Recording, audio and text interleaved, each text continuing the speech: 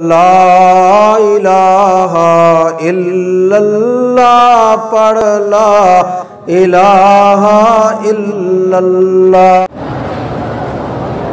یہاں کا جو گوشت ہوٹلوں میں ملتا ہے بالکل جو باہر سے آتا ہے اس پر کوئی اعتبار نہیں۔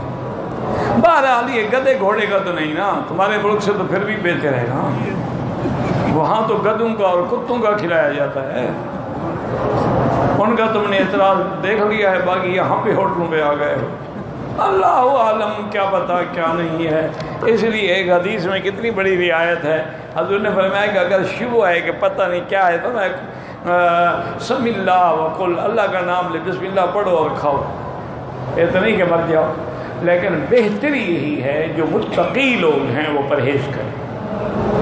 رخصت الگ چیز ہوتی ہے، اتقاء الگ چیز ہوتی ہے، اور کوئی مشکل نہیں ہے، شوق بھی ہے تو چند آدمی مل کے اپنا بکرا خریدو، ذبح کرو، پکاؤ، کھاؤ، شام سے مرغی خریدو، خود ذبح کرو، کھا لو۔ کچھ ضروری ہے کہ تم نے ہوٹلوں کا کھانا ہے، پتہ نہیں کس کس ملک سے آتا ہے، وہ ذبح بھی کرتے ہیں یا نہیں کرتے ہیں، یا اگر چند دن سبزیاں کھا لو گے تو کیا ہو جائے گا۔ ہندو دیکھا نہیں سارے ویجیٹیرین ہوتے ہیں، وہ تو گوشت کھاتے ہی نہیں نا، وہ بھی تو زندہ ہیں۔ 1,00,000 نیکی کا اجر ہے، وہ حدود حرم میں ہر عمل پر ملتا ہے۔ بالکل جناب، مسجد الحرام جو ہے وہ سارے حرم کا نام ہے۔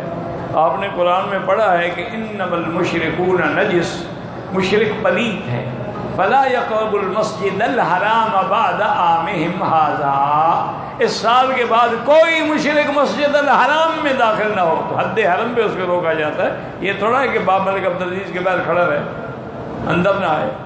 تو سارا مکہ مسجد الحرام ہے، جہاں بھی نماز پڑھو 1,00,000 ملتا ہے، لیکن جو شان کعبے میں نماز پڑھنے کی ہے وہ کسی مسجد میں نہیں۔ جتنا مجمع بڑھتا جائے گا ثواب بڑھتا ہے،